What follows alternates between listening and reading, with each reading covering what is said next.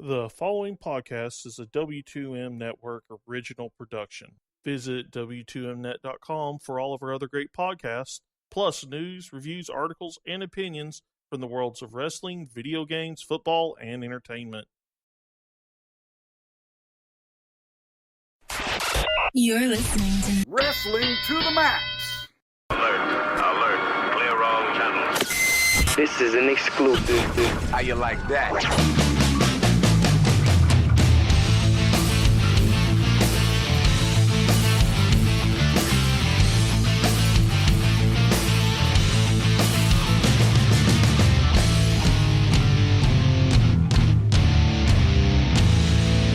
And your hosts, Gary Vaughn, Sean Garmer, and Paul Leeser. Welcome, everybody, to Wrestling to the Max's Royal Rumble 2017 review. And we are here by word of the W2Mnet.com. That's right. Go check out W2Mnet.com now for all your review needs, of course, written and, of course, through podcast. Also, go check out W2M Network if you're not subscribed already. Trust me, it's the place to go to get all these great reviews. If you want more pay-per-view reviews or even just show reviews like Raw, SmackDown Live, even 205 Live, and NXT. But today, guys, I am your host, Gary Vaughn. Of course, with me is Mr. Paul Leeser. Heyo. And Mr. Sean Garmer. What's up, people? And guys, I mean, we had a big Royal Rumble to get into. It is one that has been kind of talked about quite a bit because of the things that were there and weren't there. And, of course, some of the big matches prior to that big Royal Rumble match itself.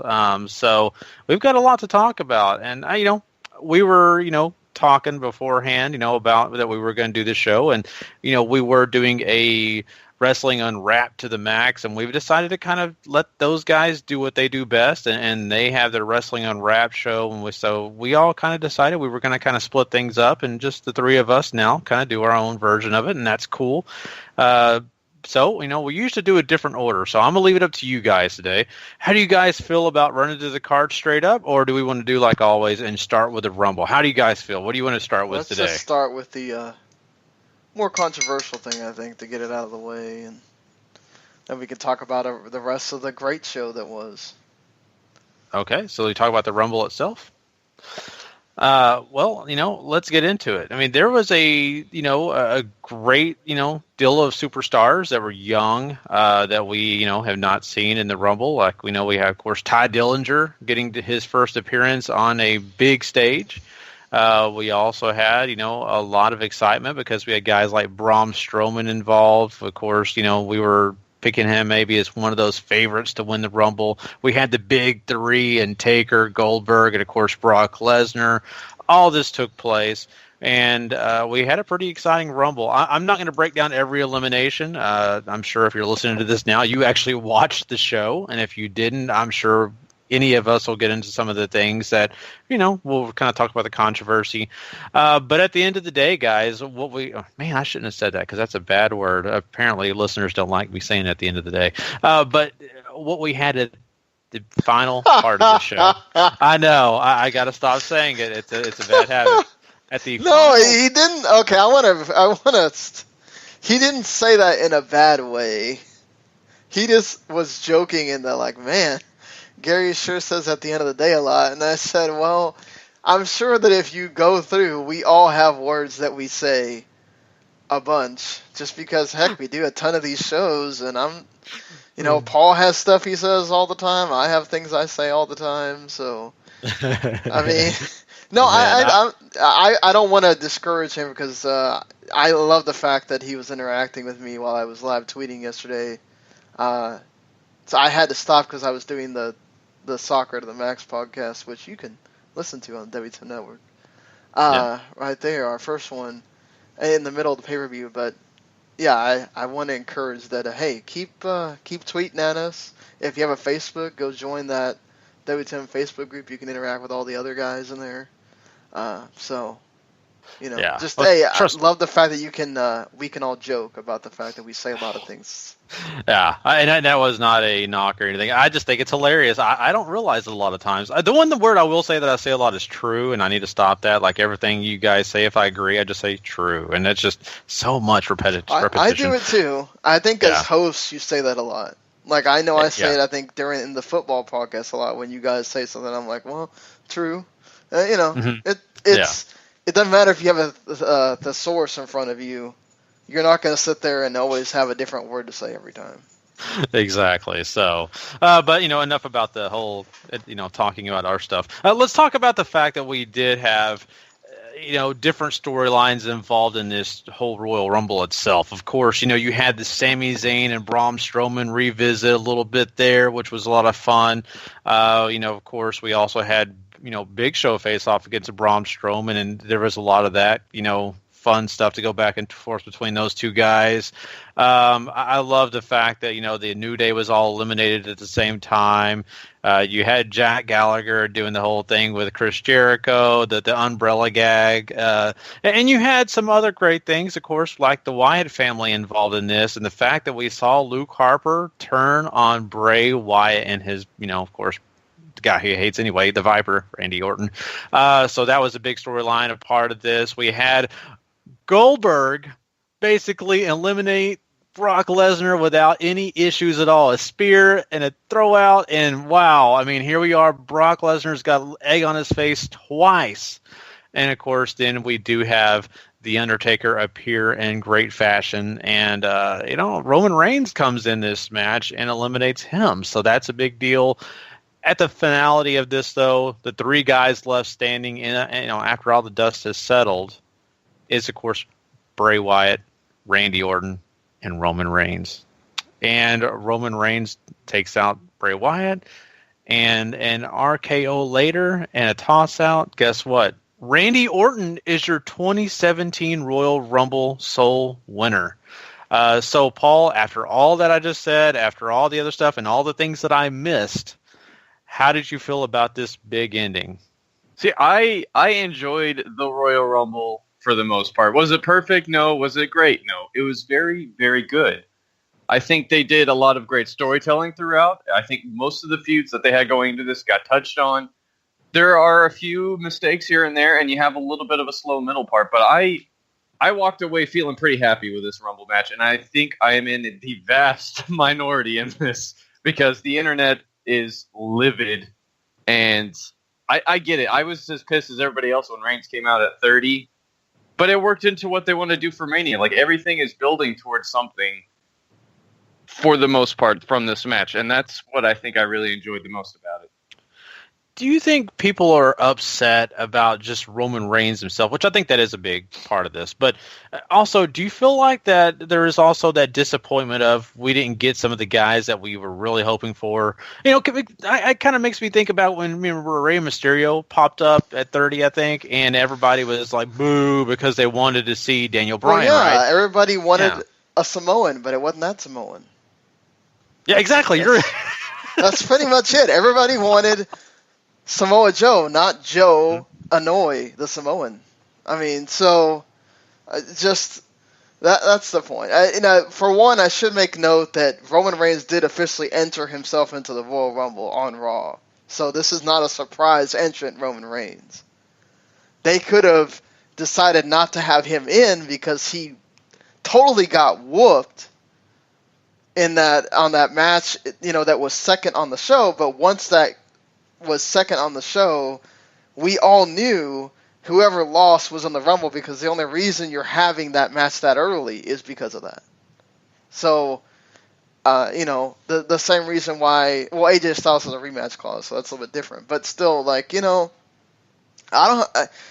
my problem was with the way this was done. They put all the people that we knew were going to be in the Rumble all at the end. So you didn't have this mixture of, okay, here's some guys that we know, and here's some guys we don't know. Like, you put all the big names at the end, so there was no suspense.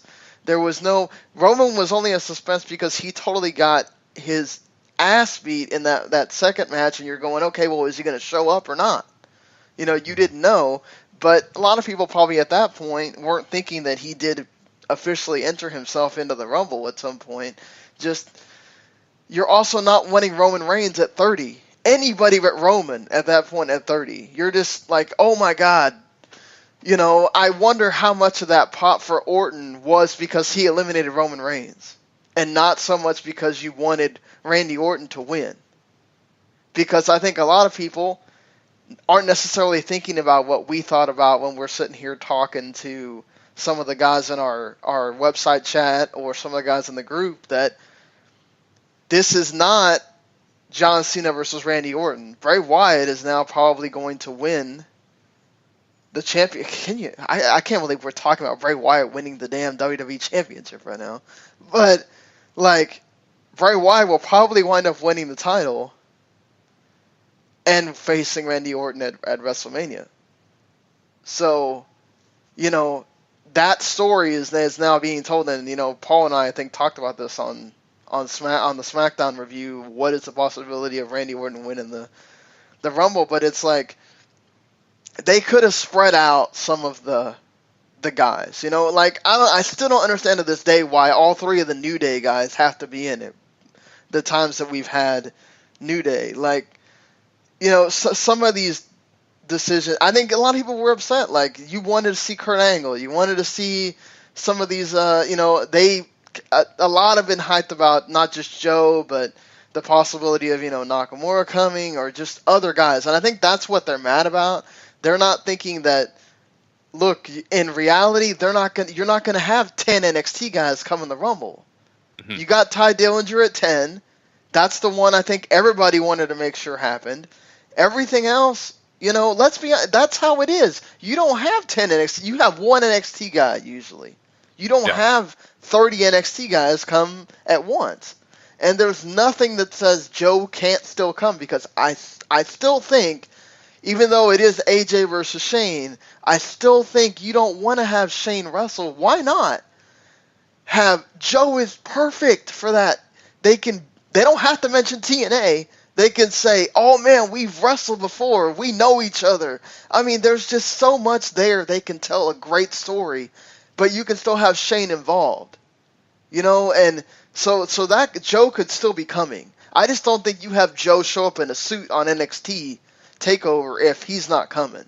You just don't show Joe at all. There's nothing that says he had to be in the Rumble. I think that's what people are mad about. More than anything, it's a guy that's not really new, one, and the way it was structured, and the Goldberg thing was weird. But, if the story that we're hearing now of what they're building is happening, it kind of makes sense. Sorry, I was long-winded there, but... No, it's fine. I think everything, like you said, there's a lot of story going on in all this. And people who are upset that they didn't get surprises, I love the surprise entrances next to the next guy, but it takes away from you being able to do stuff with the rest of your roster. Like if you had a Finn Balor return, or Samoa Joe, or Kurt Angle, or some of these other guys fill out these spots, I don't know that you get some of the story that you do going on throughout this. So it's a real double-edged sword with those guys. And if you're pissed, that's fine. It's your opinion. It's your right. I don't see why you should be, because this was a very solid Rumble, much better than a lot of the other ones we've gotten in at least the 5-6 years since the Rumble has sort of been a very meh match. This one was good. Mm-hmm. Yeah, I think too. It's just that whole feeling of, man, Vince just can't help himself with Roman, right? You just gotta troll the fans some more with him. And I think that, it's almost like a love thing now of, I want to see how much I can piss off these people that don't like him, just to do it, because you know what? It gets them attention. What is everybody doing today? They're talking about it. I got a message from, Randy, one of our, guy does the football podcast with us, at 2 a.m. Lame, lame, lame, lame. Roman came out and my care shut off.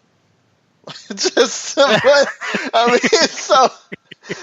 that's just, and he wasn't the only one. So, I just wanted to bring that point up, but I think I watched it on mute when I was doing the soccer podcast, and then I watched it again as I was waiting for which I don't think we mentioned, but there is a Wrestling Unwrapped reaction review of this show as well that you can find on the WTM Network, or you can go subscribe to Wrestling Unwrapped by itself and listen to that. Before I fell asleep, I watched the Rumble with the announcers and everything, and kind of was paying attention. And as Paul said, like, the way that they structured this, a lot of everything that we got there was backstory. It was almost like a letter to everybody that's been paying attention. Mm-hmm. Like, you got the James Ellsworth and Strowman, you got Ambrose and Ellsworth, you got Strowman beating the crap out of guys. You got Ty at 10. You got, Sami Zayn and Strowman. You got Roman Reigns and Undertaker has been set up now, which that's been rumored for a while. You got the Brock and Goldberg.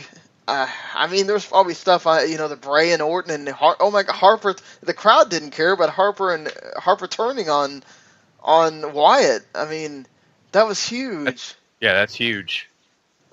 So and hopefully now that they can actually build this up into a thing for Harper, because that's the thing, you got to make people care about Luke Harper, and that may not be the easiest thing in the world.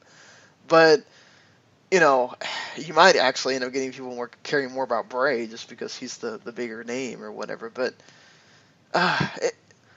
this wasn't. There's parts of this where obviously there was the lulls and all this kind of stuff, but it wasn't a great Rumble. But I think are you going to remember it? I don't know. Yeah, remember the Rumble? I don't think that's going to be happening with this match. But when you watch it, and you've been watching the product for a while, they really nailed the whole giving you reasons to have watched the product before then. Mm-hmm. And all those storylines you guys were talking about were necessary for the fact that you've got two different brands you're working for here now. This isn't like years past where it's all together. You can eliminate some of the storylines because they're kind of crossed over two shows, so it's not a big deal. Now you're focused on different brands completely, so you've got to give them their due time. And so you don't have time to throw in some of these old legends, even because I would say that while you have the brand split, and mm-hmm. you're going to start the show at 7 o'clock and end it at 10:40, having a 40-person Rumble may not be the worst idea ever. Again, because you have the amount of talent for it, and you can have some of those legend spots in there if you want. But let's be honest, at this point, what legends do they have? Yeah, that's what I was talking about with Paul on our when we were kind of talking about this leading up to this. The thing about it is the fact that, you've got DDP who's done it a ton of times. You've even had Vader in the past. I don't think he's healthy enough to do this anymore, really. And a few other guys that really... Kevin Nash, you've seen a million times. How much is that a surprise after you've seen him a ton of times, Mm-hmm. Scott Hall can't do it. Honestly, I ain't going to give a shit about if X-Pac shows up, Like, Road Dogg is an agent now. Like, no one's going to care. Billy Gunn's doing New Japan. So, I'm sure there's other people you could name, but Kurt Angle was the only legend that you could have brought out that would have made sense. But the problem with having Kurt Angle is, what's going to happen with Kurt Angle? Mm-hmm. You're going to get, we want Angle chants at every Raw and SmackDown. You're going to get, people are going to want Kurt Angle to do something else besides the Royal Rumble. So if that's not in their plans, which it looks like it's not, or he probably would have been in this match, you're not going to see him. It's sad. I wanted that. I wanted to see it. I wanted to, yell on the Raw podcast while it's happening live that he showed up or whatever, but it didn't, and it does take away some of your enthusiasm for that. But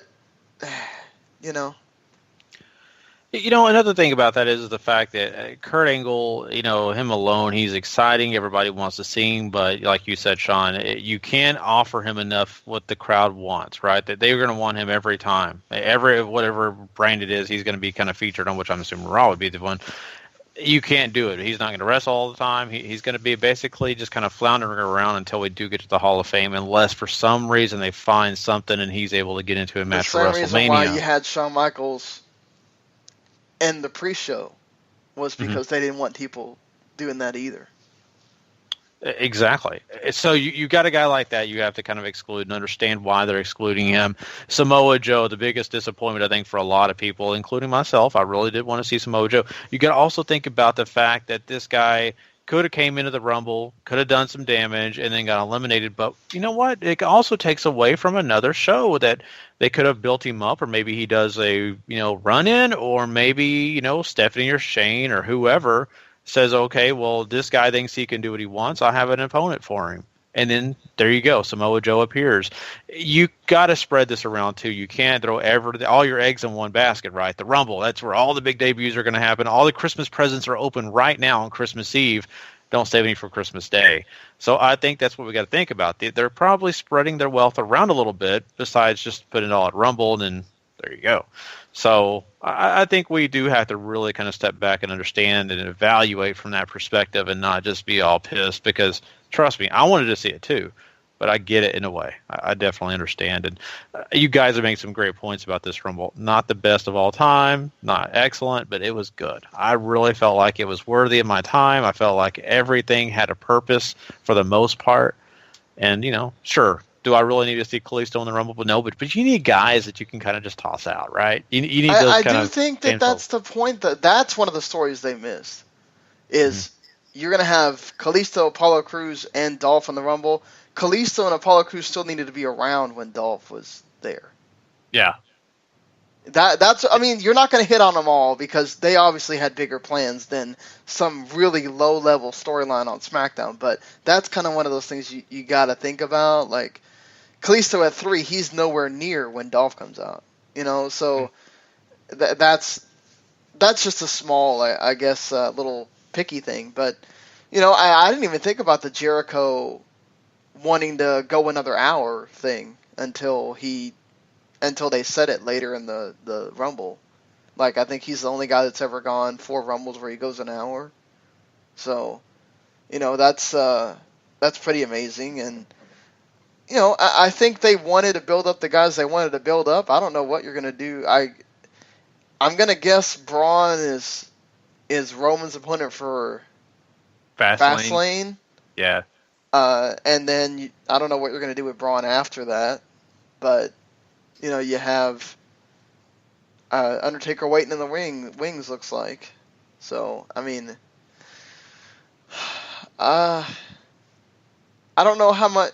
the thing is, though, like, Roman's just one of those guys that I think until they ever decide we're going to let the fans get what they want and we're going to turn him, it doesn't matter how many great matches Roman has, people are still going to boo the guy. So, this is going to let them boo more because it's the freaking Undertaker. Nobody's booing him. Yeah, so, yeah. That's definitely an uphill battle for Roman for sure. And I want to touch on just a couple of guys here, maybe even 3 if I have to. But I want to talk about Baron Corbin really quickly. He was involved, and I thought a lot of people were going to be focused on him because of the fact that he's got the size. He's another big guy.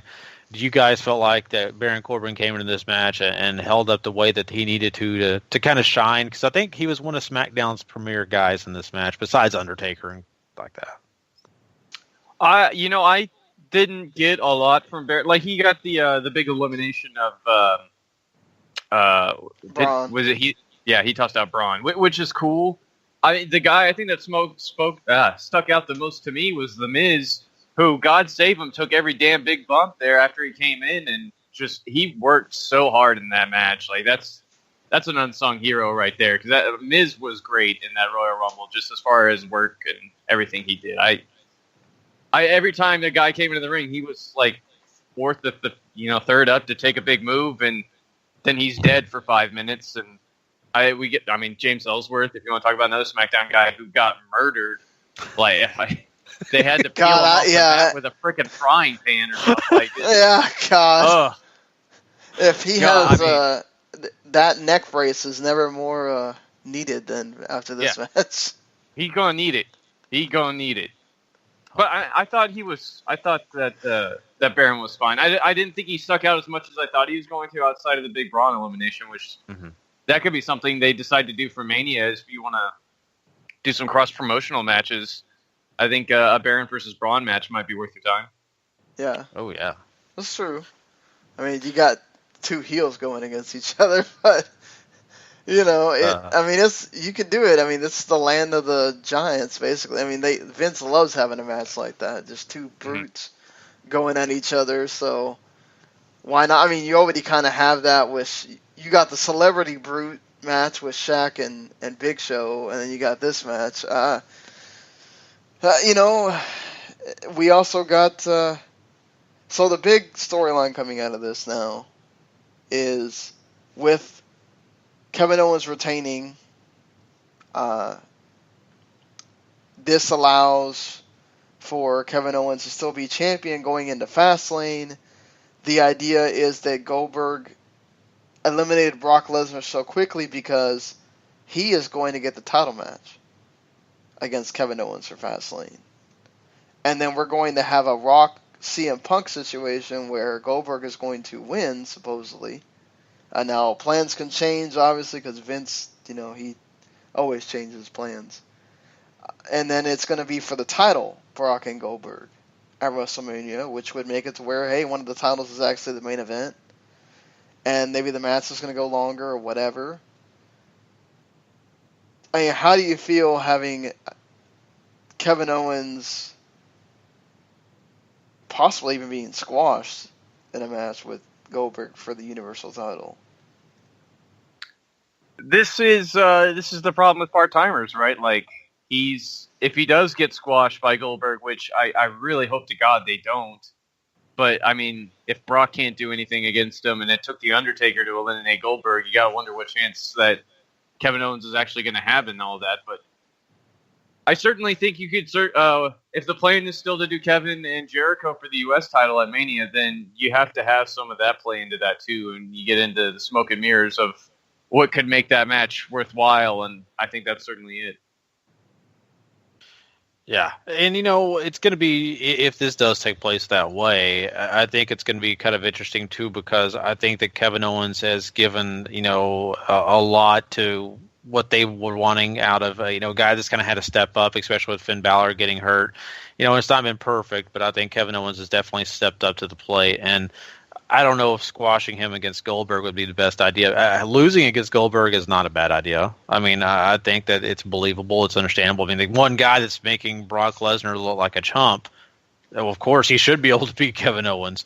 So I think that's completely fine. If it all works out in that direction, I'm not going to complain about it. I do, like you said, Sean, Vince changes things. I get worried about that because I think he's going to play with it a little bit and change it up so much that that picture may be completely different at the end of this road. But, I don't know. I hope it does happen this way. I think it, once again, like you said, it makes that main event even better with the title attached to it. So.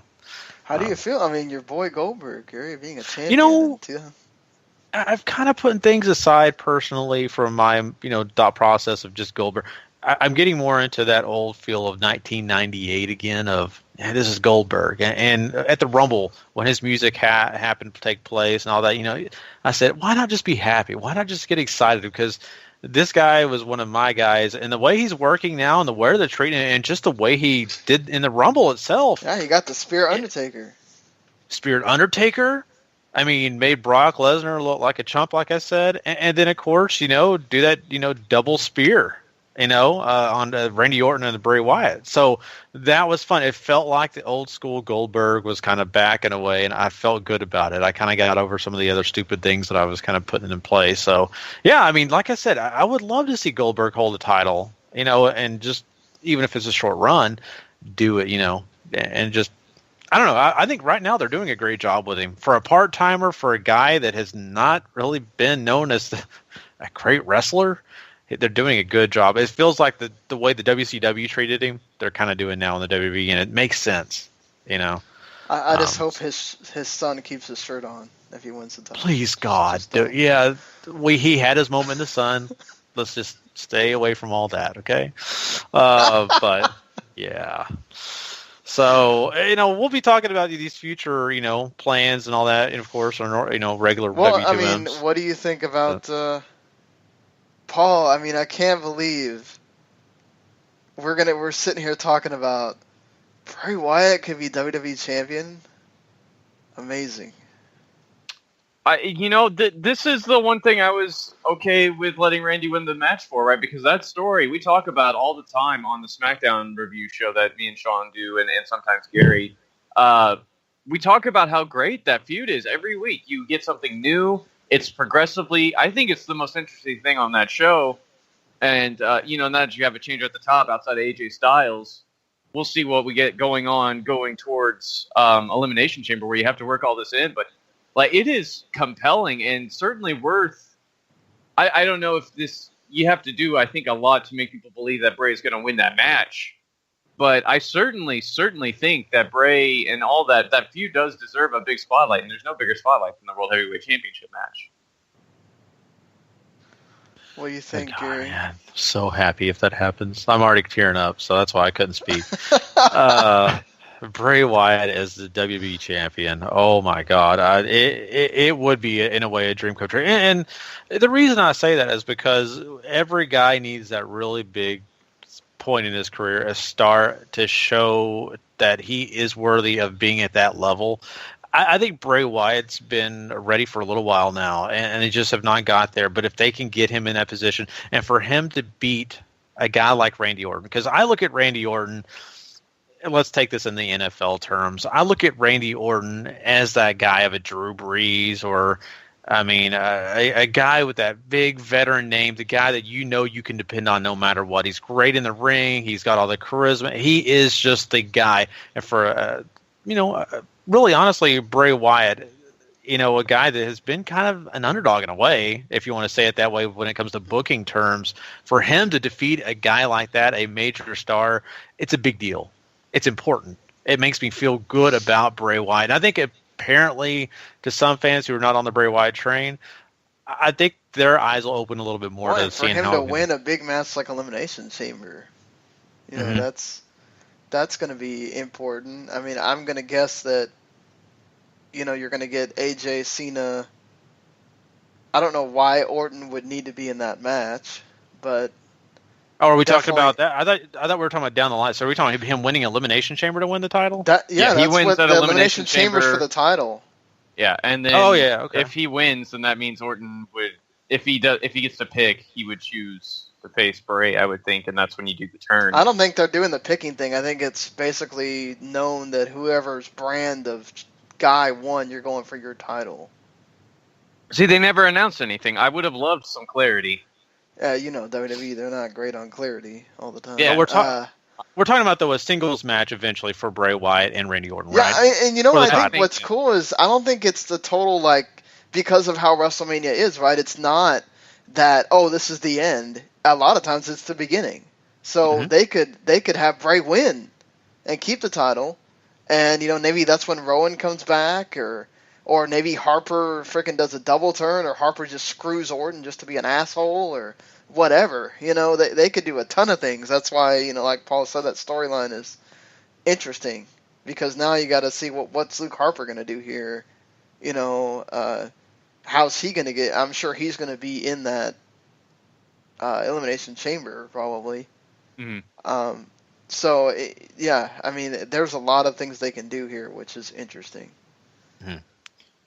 You're right. And, I think overall, if the arrow points to Bray Wyatt being at the top of his game, the top-notch superstar here, I'm game. Let's do it. Let's go ahead and run with that, because I think he's got a lot to offer still. And I think there's so much story also built in to that already, because if he was a champion, I think he could even play more into his creepiness and background stories of, he had to do it for Sister Abigail, things like that. We haven't heard in a long time. I think he can even intertwine some more of that, especially if he's a solo guy.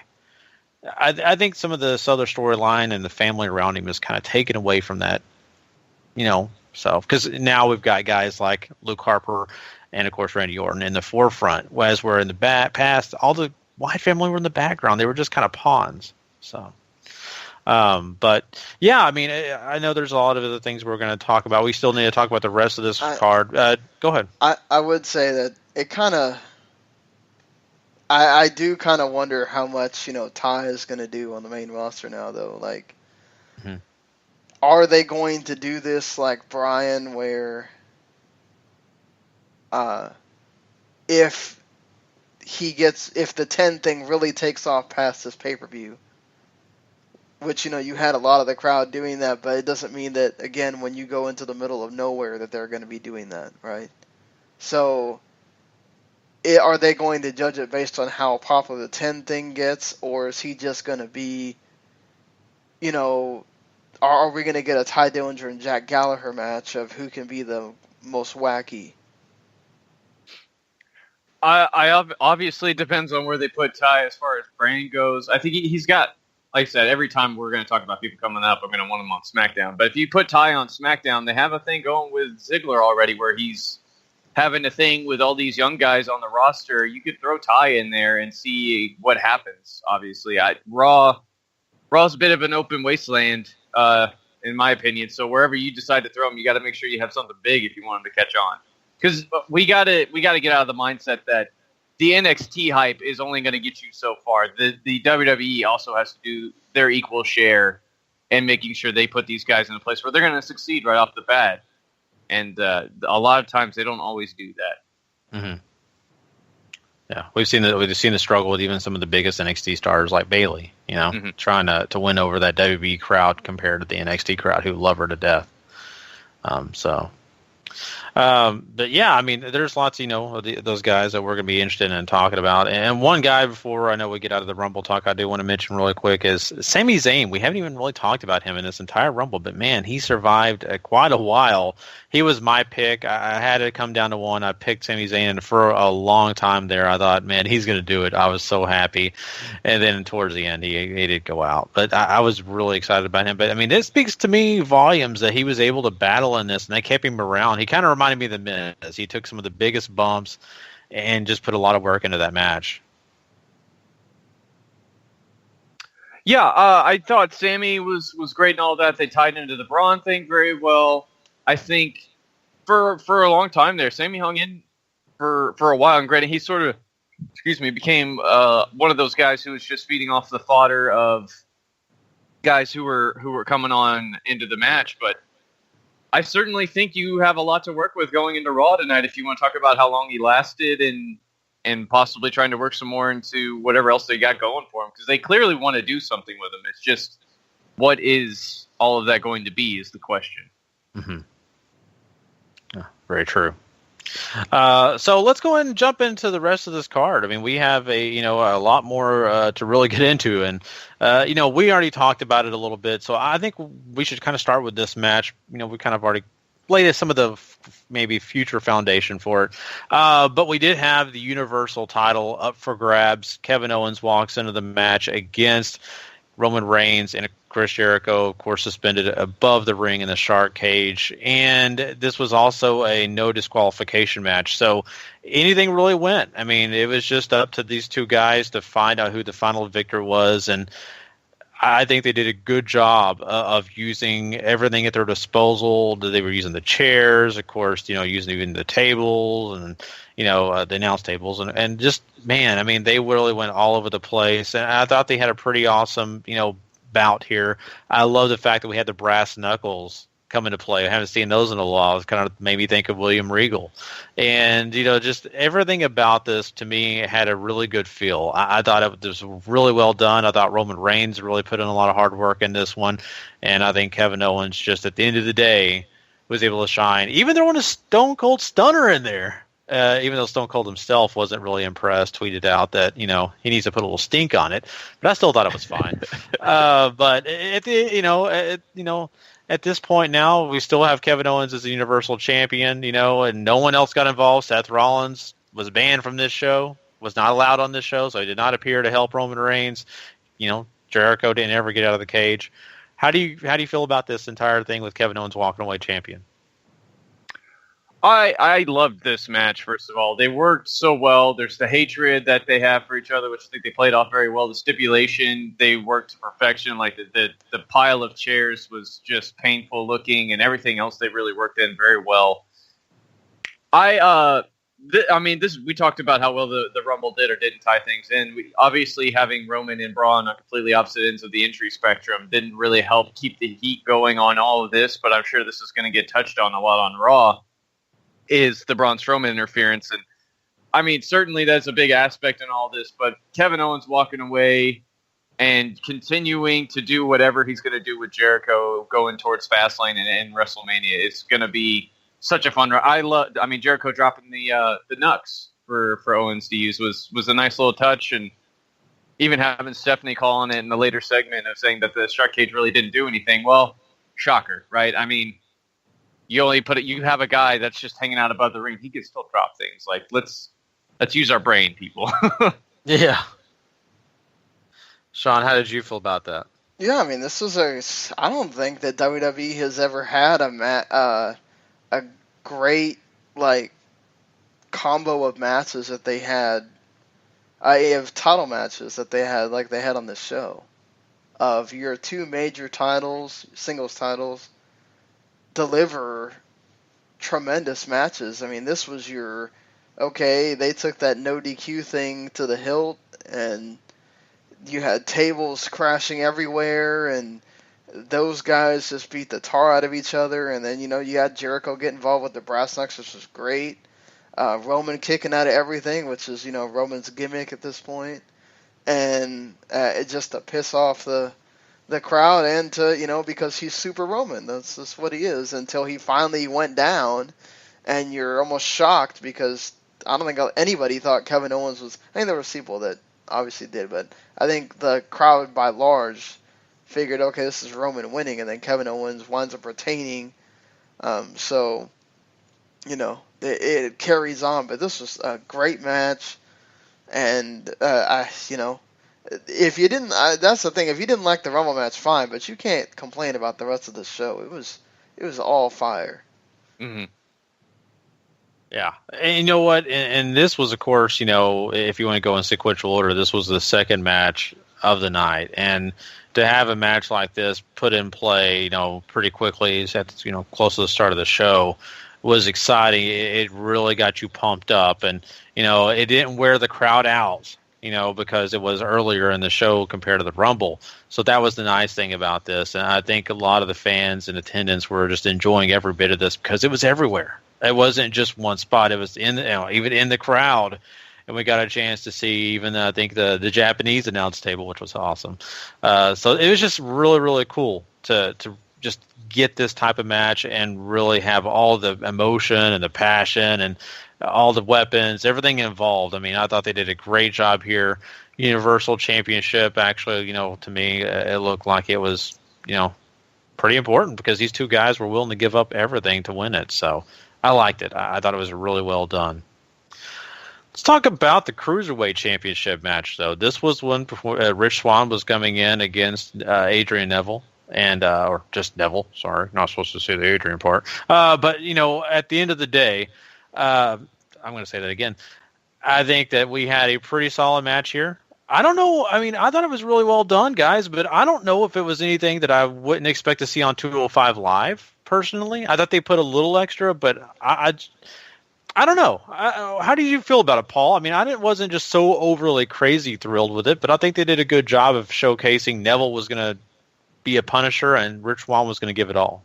This was another really good match that I think they did a great job of storytelling, even if the match portion was a little lacking or underperformed, I guess my expectations, I should say, because the match was still really good. But like the facial expressions of both and the storytelling, I think really worked well, and especially whenever Rich Swann starts hitting all those home runs with the spin kicks and the dives and everything.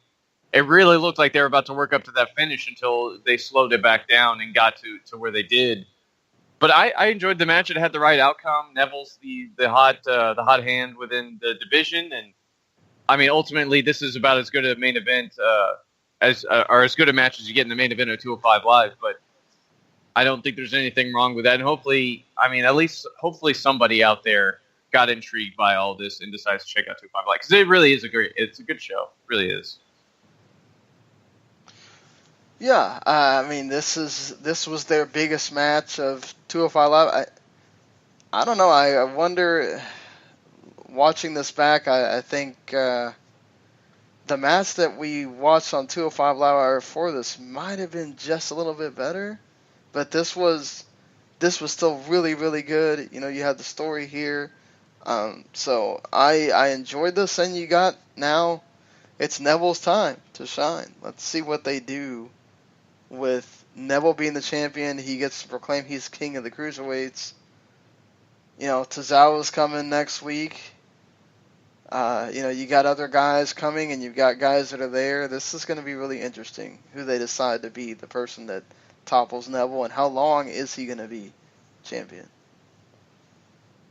Neville being the champion now really establishes himself as king of the cruiserweights, right? And that was the whole thing all along. And I think, he's done a great job, not only just in this match, but in the other matches, that he's going to be aggressive. He's going to be the one punishing everybody that steps in the ring with him. And Rich Swann was great. He's been a great champion. I think he'll continue to stay in the upper echelon of those cruiserweights. I do look at what you're saying there, Sean, of the other guys that are going to be coming into play, like Tozawa, and the excitement that we're going to have around that. And I think that people should be excited about watching 205 Live because of that reason. And, we do watch 205 Live, so it's kind of hard because we have things to bounce this match off of. But I think people who don't usually watch it and saw this match, I'm hoping that they saw the talent in the ring, that the guys and how well they work, and they will go check it out because it is worth your time, and it is something that, especially if you're watching Raw, why not watch it? Because of the fact that, they're already giving you stuff on the actual Raw show, so get well-rounded, know everything. So there you go. Neville is your Cruiserweight champion.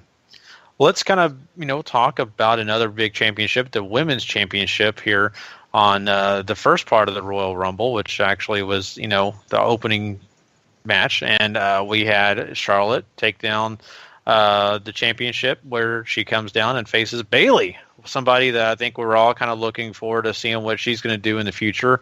And this was a match where I really felt like it was a good back and forth. I think that they really presented both ladies really well. Charlotte did retain, though. And, Charlotte does whatever she has to do to win, right? And there was plenty of times here you kind of thought, man, Bayley has an opportunity, but, Charlotte did what she had to do to win this match. So, Sean, how did you feel about this overall? They decided to open the main show with this. So, I thought this was good. The natural selection off the ring apron was interesting in the way that that's what they chose for the finish. They made it to where, Bayley didn't look too bad in losing to a big move like that.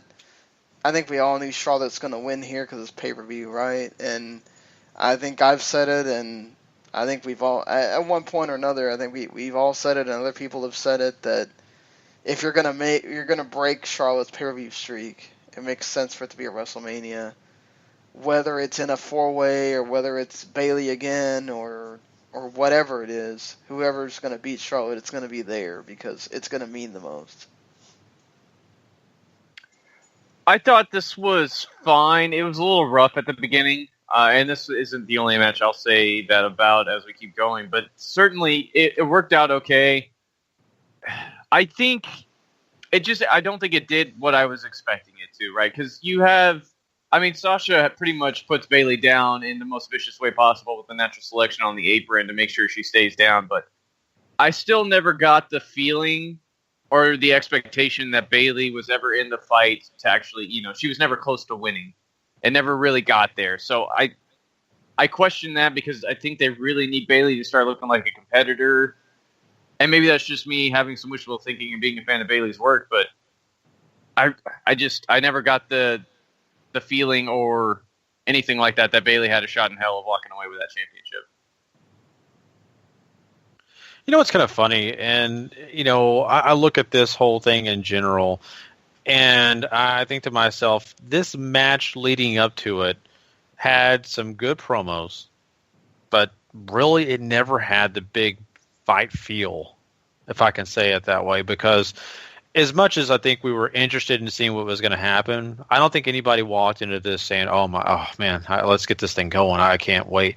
I think a lot of people were just kind of waiting to see the final result, and what's going to happen. Is Bayley actually going to get a chance to hold the title this fast, or what's going to happen? So I think that's one thing that, as much as they did their best, and I think they did fine, trying to really build Bayley in the eyes of these fans who are still getting used to her and who she is. But it is kind of early in the game, maybe for someone who's so new to this crowd and Bayley to hold that title. I don't know. I think we should expect more, and I think we are expecting more. So that's why we're kind of disappointed. I still think they did fine. I understand the ending here. Natural selection on the apron does protect, like Sean just said. So I'm okay with it, but I think we should expect better things in the future. And maybe this was just the beginning of something or what, but I'm with you, Paul. I really hope that they do better with Bayley, because they really, really need to get something going. If they don't get it going now, they may never catch fire with her. So. Well, let's also talk about another match, and this is one of the other big matches on the actual big card, and that was the John Cena and AJ Styles match, and this is for the WWE Championship. And boy, I think these two guys, to me, lived up to all the expectations. It did. I think I'm going to have to steal from Paul, I think, but it started out kind of slow, kind of had to get going. But when it did get going, it was a blast, and I thoroughly enjoyed it. There were so many times where you felt like, man, this could be the end.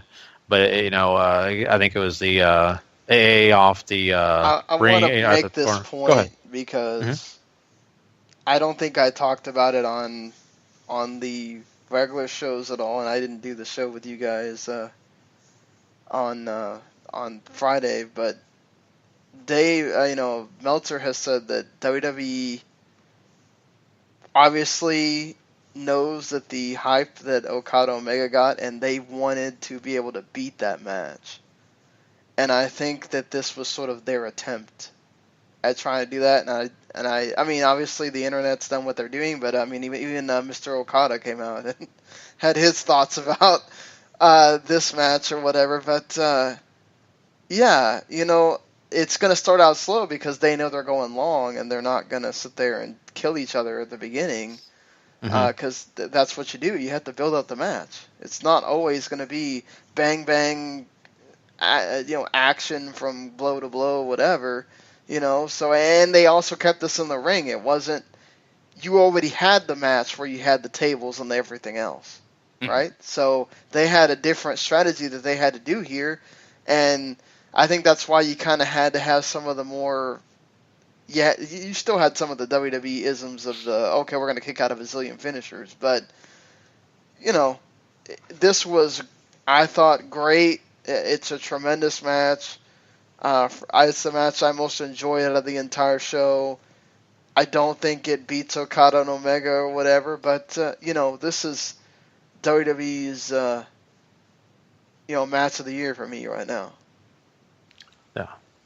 I didn't have a problem with the slowness at the beginning. There's a lot of small little things and what looks like almost communication errors in the first 2 to 5 minutes where it looks a little rough around the edges. You could say it's a feeling out thing or whatever, but it did not look real good. And then once they get past all that, it turns into a really superb match, and probably everything and more people expected from another AJ and Cena match.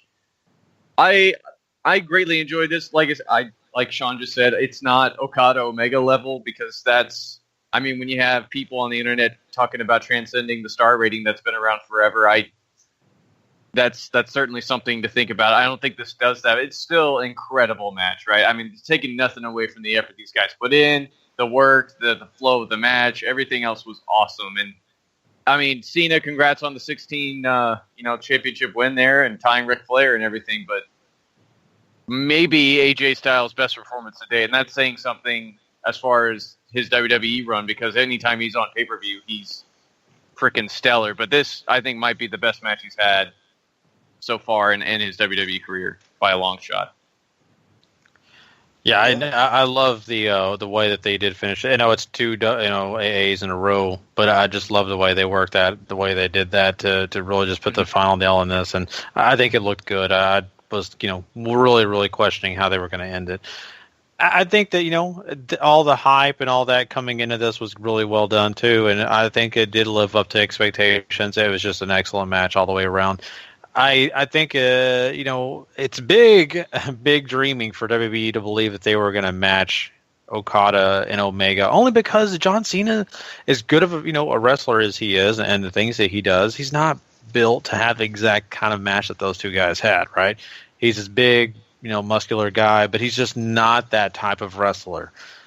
I think they should have tried with another match or a couple of other guys on their roster to try to match that. Not saying that John Cena's not great. I'm not saying all that. I'm just saying that it's just not the way that would have to work. I think you'd have to have some other talent in the ring to do that. So, and it lacked the aura, right? I mean, we're talking about a match that may have been the biggest show for a company, and it's not to say the Royal Rumble small potatoes or the crowd they had there was small potatoes, but I mean, there's an aura that comes with Wrestle Kingdom that you don't get for a Royal Rumble title match. So I think that's something to consider too. And I mean, like you said, too, Cena's not the same kind of talent as an Okada or a Kenny Omega. And even though AJ is probably one of, if not the best wrestler in the world right now, I mean, Cena more than held his own and still looked equally great once they got out of that first 5 minutes or so, where you have a lot of miscommunication errors from the looks of it. I got to ask you guys this question then. If really, let's just say that. I think also you got to think about it too. Again, that whole having to keep it inside the ring. They didn't have the big table spot like Omega did, or the two table spots. I know that's not the only thing that matters in that match, but it's one of the big things people talk about when it comes to that match. And I think if you would have had more of the layered stuff like Omega Okada did, where it was Okada doing his Rainmaker a zillion times, and AJ wouldn't have gotten 2 Styles clashes in or whatever. At the end, it was one of those WWE Finisher Fest things, but it was so great just because you had all the momentum, you had the building up and everything, but there's that story element there, the layering on that WWE still doesn't get when it comes to these things sometimes. It's not all about how many times can you hit the big move and have the guy kick out. Mm-hmm. Until they understand that point, you're not going to get to that level.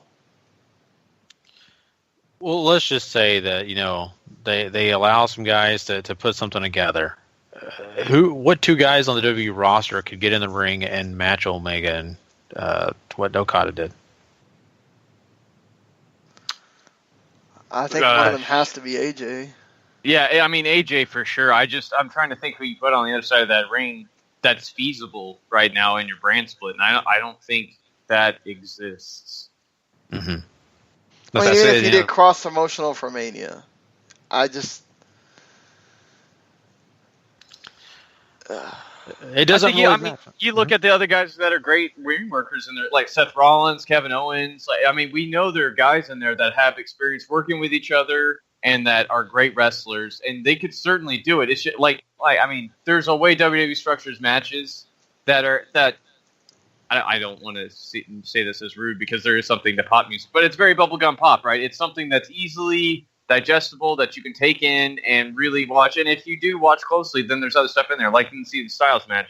They called back on so many of their other finishes from the previous matches that they had and brought them into this one, which is what you should do whenever you have multiple matches like that. So there are elements there.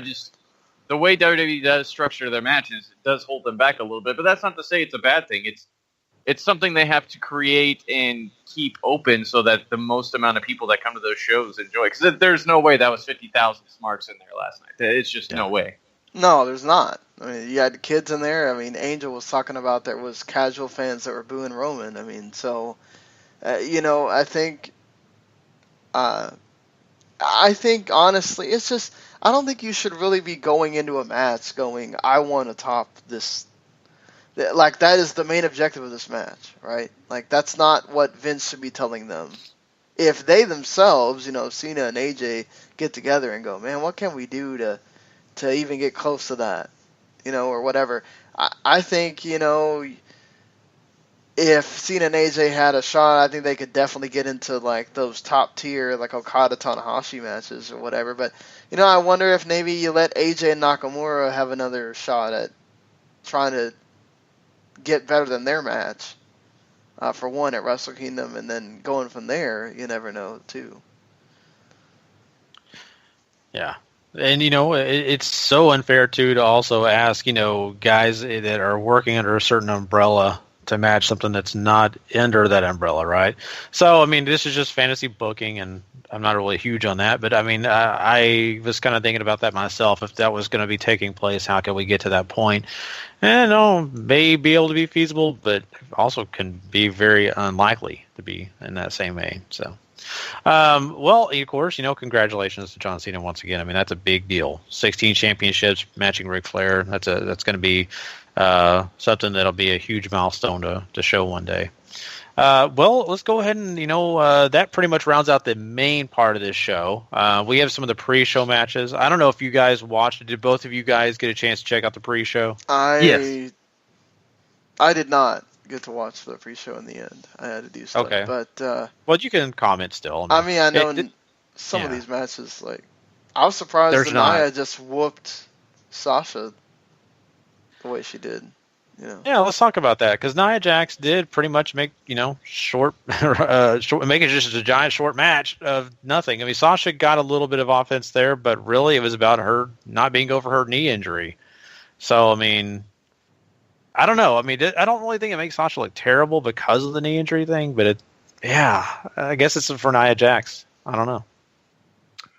Yeah, for me, I thought this was just a way to get Nia a strong win. Who, if the multi-woman match that's rumored for Mania between all four of the girls you have around the big girls that are promoted on Raw, then I think this is fine, because Nia hasn't had that big win yet. This certainly does that for her and puts her in the talk, because, I mean, Sasha's now a former multi-time WWE Raw Women's Champion, so she's in the conversation. That's good, and now you can move forward and do whatever you're going to do.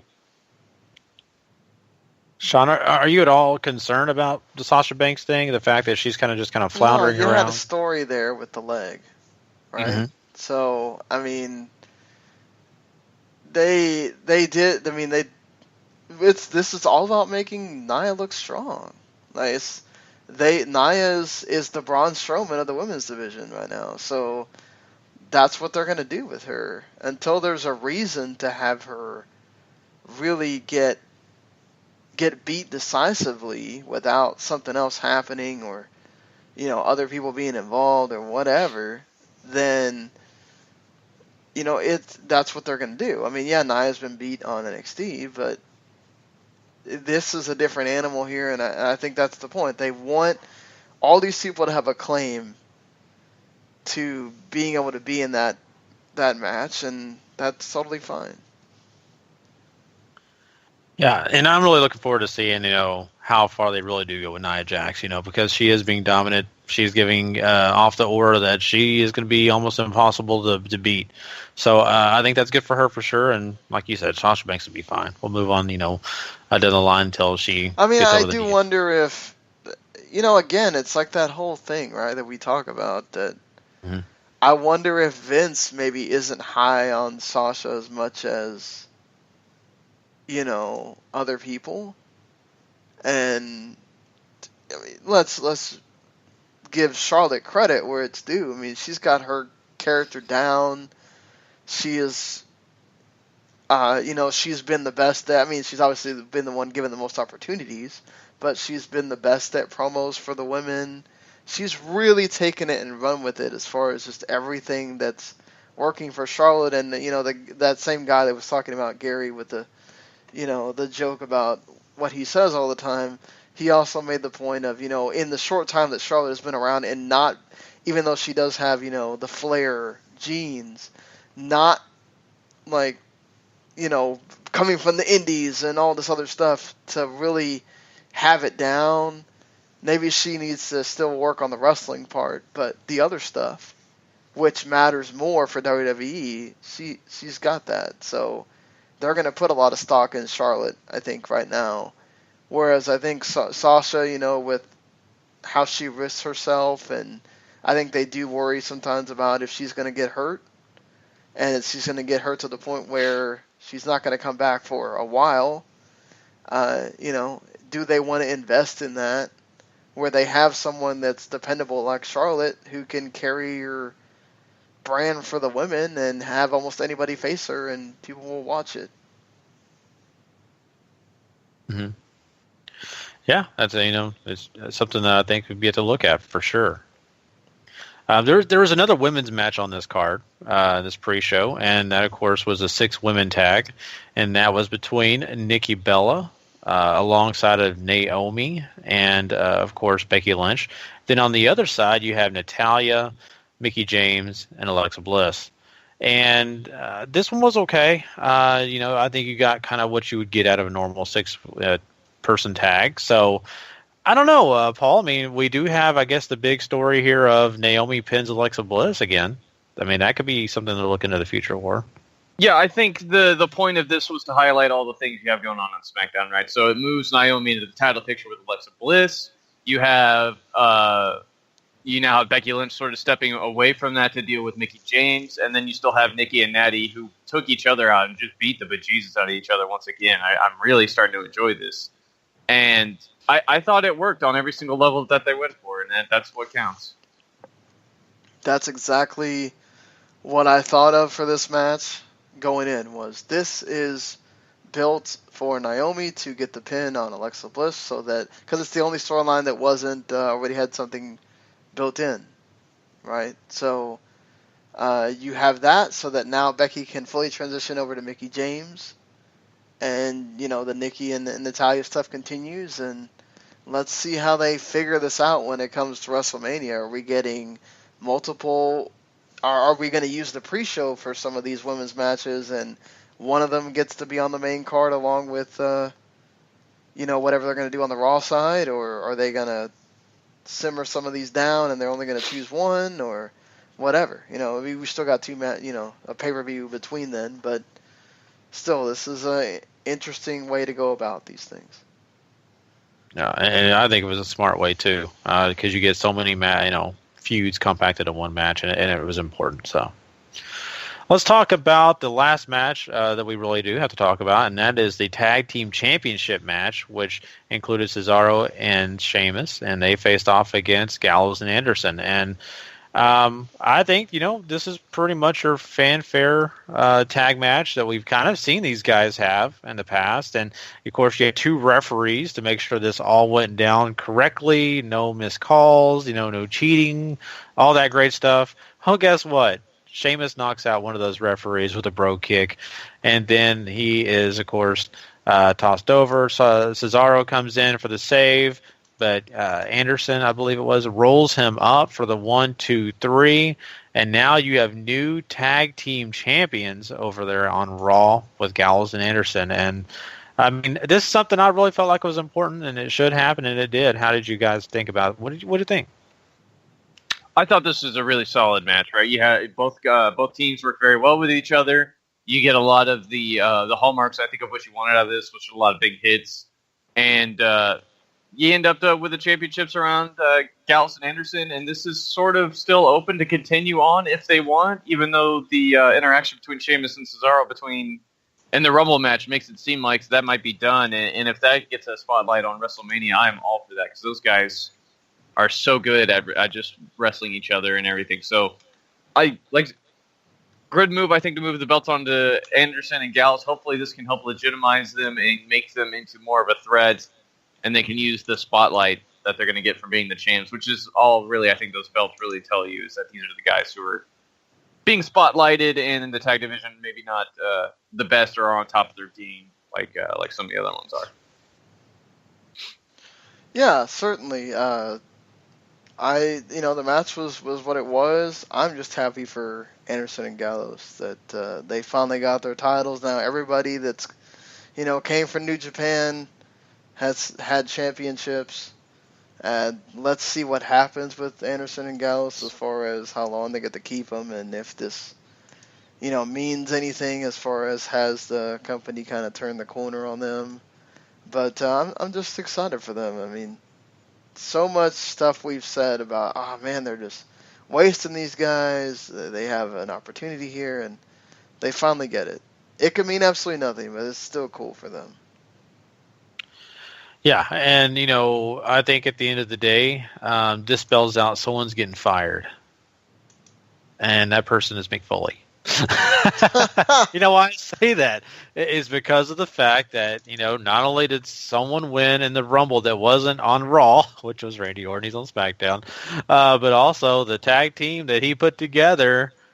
It looks like that they lost their championship belts, and now they're pretty much, I think, going to be in a feud. So it is poor Mick Foley on tonight's Raw. So why is it his fault that Orton won the Rumble? Oh, it doesn't matter. It's going to be Stephanie. You know how she is. I'm just saying. I think that just no. You are totally right. I'm just saying. I'm just making a joke because of that fact that it seems like that writing's on the wall, and I think this is another addition to that list of things she's going to check off of why he failed as a GM. We'll see though. I don't know. Maybe it's down the line. I just had to throw that in there. But this whole Rumble was had some great matches, some great stories are continuing on down this line towards WrestleMania. I think they did a good job for most part, really, at getting us set up for what we're going to see at WrestleMania and some of the big possibilities that are going to be heading our way in the near future. So let's go ahead and do what we need to do, and that is rate this show and give an idea of how we felt like it all went down. So, Paul, we'll start with you. You look at this card overall. I think all the actual show matches and all the titles were good to great to fantastic. I think you had a solid Rumble match. 7.5, I think is what I'm going to go. Sean. Yeah, I think I'm going to go there too. I think if the Rumble match itself had been great, you're talking about a 8 or 8.5 or whatever, but you got a solid Rumble that told good stories. You had 2 great matches. You had and everything else was good in there. Actually, I think I'll wind up giving it an 8. I think we gave NXT a 9, and that had 3 great matches. So you got. I don't know how you rate Rumbles, but a 3.5 star Rumble and at least, if not 4-star matches from the 2 title matches, if not even more.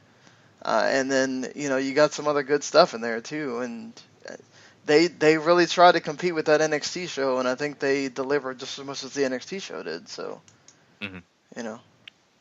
Yeah, and I would agree with that completely, because I kind of felt like for the first time in a while when it comes to these major shows, we have a takeover before this, whatever it is, the Survivor Series or Rumble, whatever they have.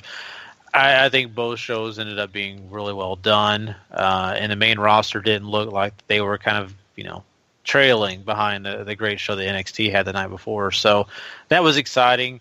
And one thing I'll say is, watching this Rumble, when I got to that Universal title match and when Braun Strowman came out and of course, caused Roman Reigns to lose that, Universal Championship match, which I really didn't touch on a whole lot of Braun Strowman being a part of that. But I think that was a point where I was like, man, I can't wait to rate this, because I have a feeling this is going to be an 8 or a 9.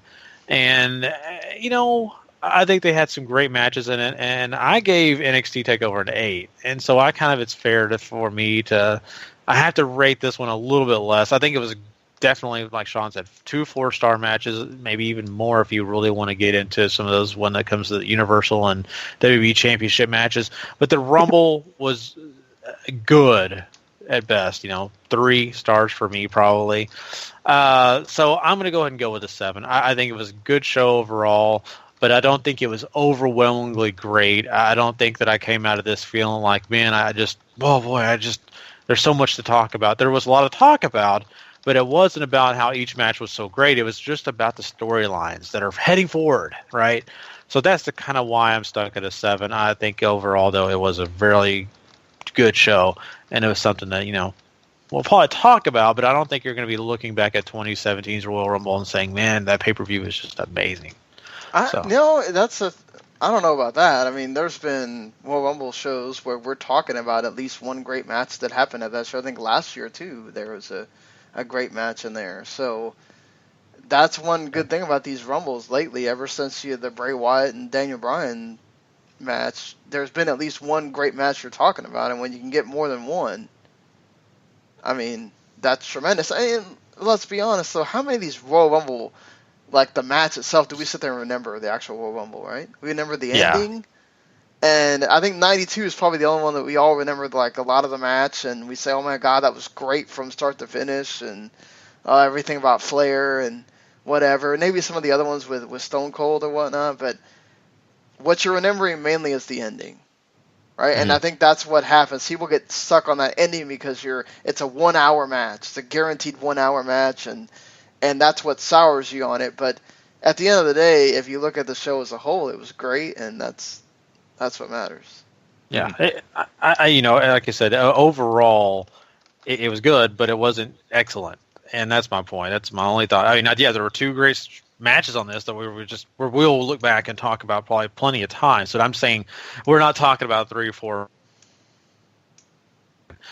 I feel like, there are pay-per-views out there that we have done that before. Plenty of, like, oh my God, we got to talk about this one, and this one, and this one. So, but yeah, that is your 2017 Royal Rumble. We hope everybody came and enjoyed it. If you want to hear about all the fallout for this Royal Rumble, especially when it comes to the Raw or SmackDown Live, you need to come check out our review shows. Of course, those shows will be right after those respective shows themselves. And you can come check them out on the W2M network, or, hey, come check us out on W2Mnet.com. That's right. You can just go and click on it, come find us. You can find the podcast there and go and listen. And, heck, you can even listen live. If you're up late and you want to come see if we're live, you'll go, of course, go on that page and check out and see if we have the live little logo on there, and you'll be able to come check us out. And of course, we also have Wrestling to the Max, episode 232, part 1, will also be Monday night. Of course, it'll be Tuesday on the download for you guys. And part 2 of that show will be on Friday morning on the download for everybody as well. And of course, all the great review shows I mentioned earlier in this podcast, you can go check out, like I said, on those same places, W2Mnet.com, W2M Network. Besides that, we've had a great time. For myself, I'm Gary Vaughn, of course, Paul Easer, and Sean Garmer, and we will see you guys down the line. Until then, if you're not living life to the max, Not living life at all. You know it. Later, everybody.